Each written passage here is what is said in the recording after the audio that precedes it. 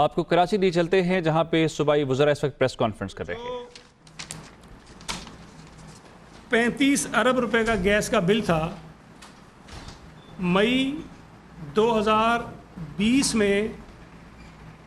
جو میرے پاس تفصیلات آئی ہیں، ممکن ہے کوئی 19-20 ہو اس میں۔ آج ایس ایس جی سی کا جو کلیم ہے اسٹیل مل پر، وہ 66 ارب اور 66 کروڑ کا ہے۔ اس وقت تو یہ کہہ کر گیس بند کر دی گئی کہ یہ جو 35 ارب ہیں نہ ملنے کی وجہ سے ایس جی سی جو ہے وہ بیٹھ جائے گا اور چل نہیں پائے گا، لیکن آج 5 برس کے بعد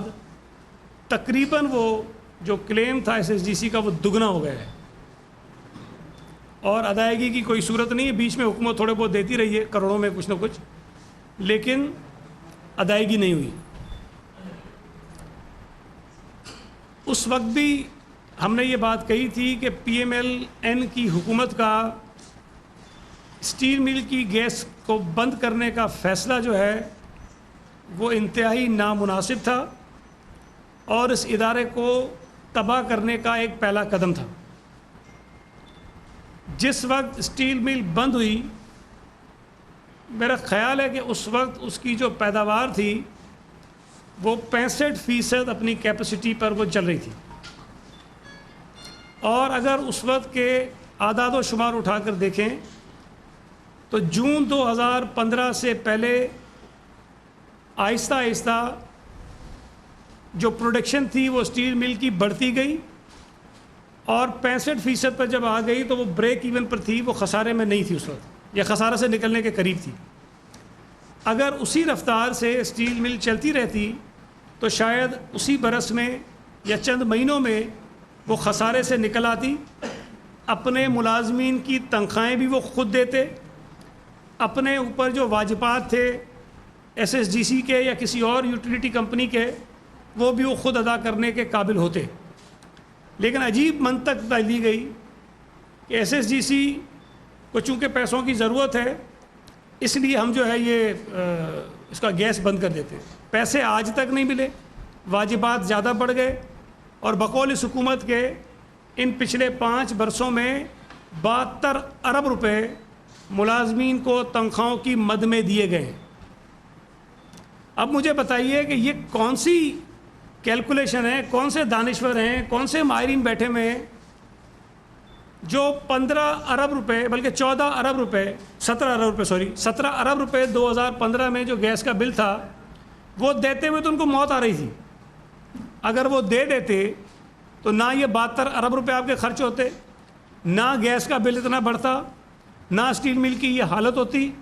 اور یہ پروڈکشن وغیرہ ساری بہتر ہو جاتی اور اسٹیل مل اپنے کرائسس سے نکل آتی۔ لیکن آج سپریم کورٹ کے کاندھے کو استعمال کیا جا رہا ہے۔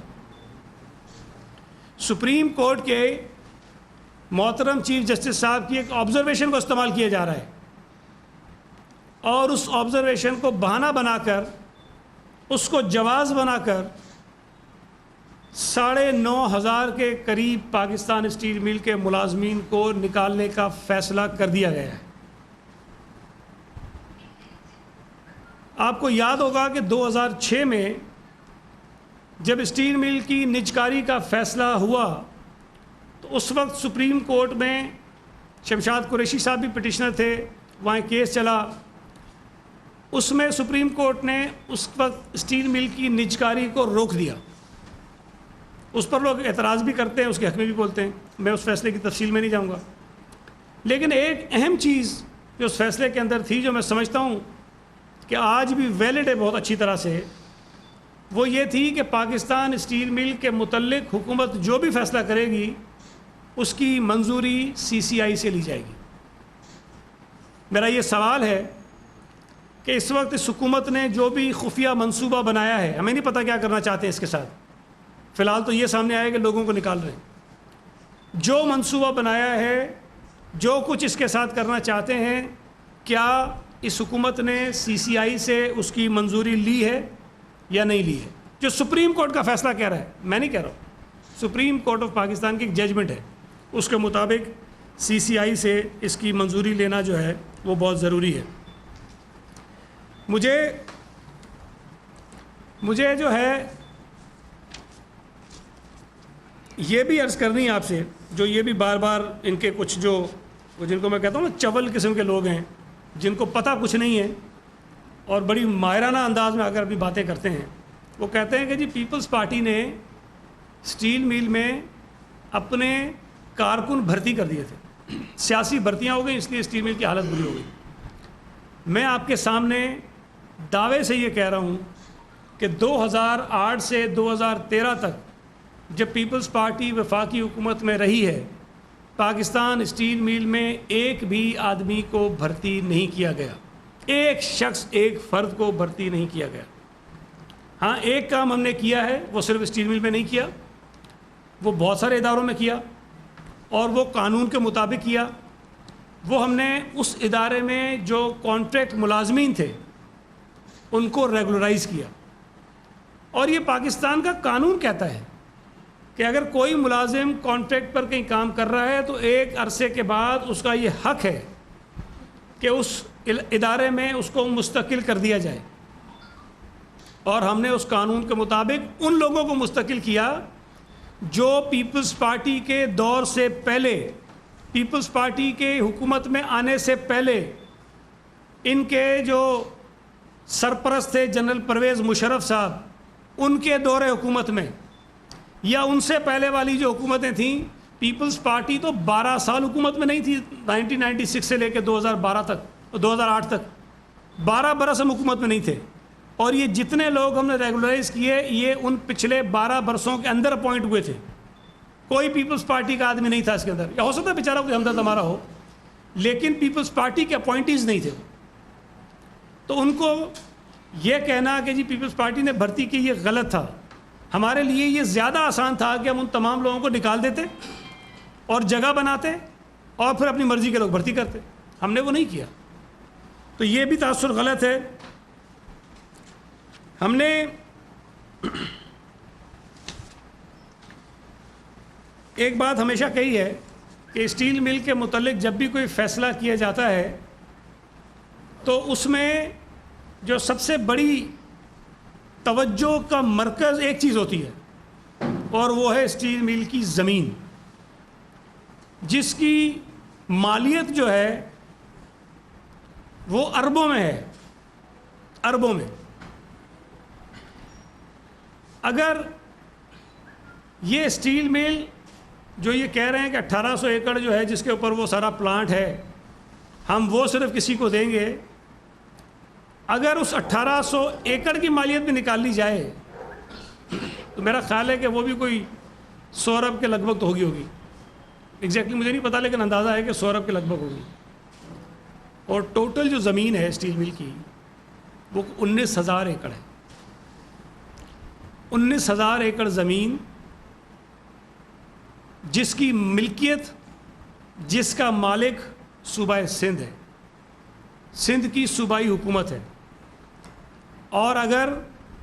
وفاقی حکومت نے CCI کی منظوری کے بغیر صوبہ سندھ کی حکومت کو اعتماد میں لیے بغیر کوئی فیصلہ کیا تو ہم اس کو ریزسٹ کریں گے اور ہم اس کو نہیں ہونے دیں گے. اور یہ طے شدہ ایک طریقہ کار ہے, قانون ہے ریونیو کا, کہ صوبائی حکومت جو زمین کی مالک ہوتی ہے وہ کسی بھی ادارے کو زمین اگر کسی مخصوص مقصد کے لیے دیتی ہے تو اگر وہ زمین اس پرپس کے لیے استعمال نہ ہو تو صوبے کو یہ حق حاصل ہوتا ہے کہ صوبہ وہ زمین ان سے واپس لے لے. پہلی بات تو یہ ہے کہ جو لوگ اسٹیل مل سے نکالنے کی کوشش کی جا رہی ہے, ہم نہ صرف اس کی مذمت کرتے ہیں بلکہ پیپلز پارٹی ان تمام 9,500 خاندانوں کے ساتھ کھڑے ہو کر عملی طور پر اس کی مزاحمت کرے گی. ہم اس کو ریزسٹ کریں گے, ہم ان لوگوں کے ساتھ کھڑے ہوں گے اور ہم ان مزدوروں کو اس طرح لاوارث نہیں ہونے دیں گے, نہ نکلنے دیں گے ان کو. دوسری بات یہ ہے کہ PTI کے ہمارے یہ جتنے چیمپئن ہیں, وہ آپ نے بھی ویڈیوز دیکھی ہوں گی, آج کل تو بہت چل رہی ہیں. اسد عمر صاحب ہوں جو آج کل مجھے تو لگتا ہے ڈی فیکٹو پرائم منسٹر وہی ہیں شاید, چونکہ ہمارے وزیر اعظم صاحب کو تو یہ پتہ ہی نہیں ہوتا جب کابینہ کو چیئر کرتے ہیں کہ کیبنٹ میں فیصلے کیا ہو جاتے ہیں، اور بعد میں پھر انہی کی وہ خود انکوائری بھی کرا لیتے ہیں۔ تو اس وقت جو ان کی حکومت کا چیتا ہے، جو سب کچھ چلا رہا ہے، اسد عمر صاحب، انہوں نے بہت مرتبہ بہت ساری باتیں کہی، لیکن ایک بات جو ڈنکے کی چوٹ پر انہوں نے کہی، تقریر فرماتے ہوئے اسٹیل مل کے ملازمین کے سامنے انہوں نے کہا کہ یہ میری تقریر ریکارڈ کر لو، پھر یہ سوشل میڈیا پہ چلانا، میڈیا پہ چلانا۔ اگر کل پی ٹی آئی کی حکومت آ گئی پاکستان میں، جو بدقسمتی سے آ گئی، اگر آ گئی اور اس نے کوئی ایسا فیصلہ کیا اسٹیل مل کے متعلق جو وہ کر چکی ہے، تو میں اپنی حکومت کے ساتھ نہیں، اسٹیل مل کے مزدوروں کے ساتھ کھڑا ہوں گا۔ اب ہم دیکھتے ہیں، کابینہ کا اجلاس سنا ہے انہوں نے رکھا ہے، اور کابینہ کے ایجنڈے پر اسٹیل مل کے ملازمین کو نکالنے والی بات بھی ہے۔ اسٹیل مل اپنے اے ٹی ایمز کو دینے کے متعلق بھی کوئی بات شاید ہوگی۔ تو مجھے انتظار ہوگا کہ اس کیبنٹ میٹنگ میں اسد عمر صاحب کیا موقف اختیار کرتے ہیں۔ مجھے امید ہے کہ ایم کیو ایم جس نے مذمت کی ہے اسٹیل مل کے ملازمین کو نوکری سے نکالنے کی، لیکن میں یہ بات بار بار کہتا ہوں کہ ایم کیو ایم کو پریکٹیکلی اپنا کردار ادا کرنا چاہیے۔ یہ صرف مذمت کافی نہیں ہوتی ہے، وہ وفاقی حکومت میں شامل ہیں، وہ کابینہ کا حصہ ہیں، ان کے 2 وزراء اس کیبنٹ کے اندر بیٹھے ہوں گے جس کابینہ میں اسٹیل مل کے مزدوروں کو نکالنے کا فیصلہ سپریم کورٹ کے کاندھوں پر رکھ کر کیا جائے گا۔ مجھے امید ہے، مجھے یقین ہے کہ ایم کیو ایم جو صوبہ سندھ کے لوگوں کی نمائندگی کی دعوے دار ہے، خاص طور پر کراچی کے لوگوں کی نمائندگی کی دعوے دار ہے، اسٹیل مل کے جتنے ملازمین ہیں ان کی ایک واضح اکثریت صوبہ سندھ سے تعلق رکھتی ہے، اور اس میں ایک بہت بڑی اکثریت کا تعلق کراچی شہر سے ہے۔ تو ایم کیو ایم کے لوگ، ایم کیو ایم کے 2 وزراء اس کابینہ میں اس فیصلے کو روکنے کے لیے اپنا کردار ادا کریں گے اور مزاحمت کریں گے، عملی طور پر مزاحمت کریں گے، ڈس ایگری کریں گے، ڈسینٹنگ نوٹ دیں گے، کابینہ کو روکنے کی کوشش کریں گے۔ تو پھر ہمیں شاید اس بات پر، میں تو شاباشی دوں گا ایم کیو ایم کو، اور مجھے امید ہے کہ یہ کریں گے۔ مجھے امید نہیں ہے لیکن جی ڈی اے وہ بھی کابینہ میں بیٹھی ہے،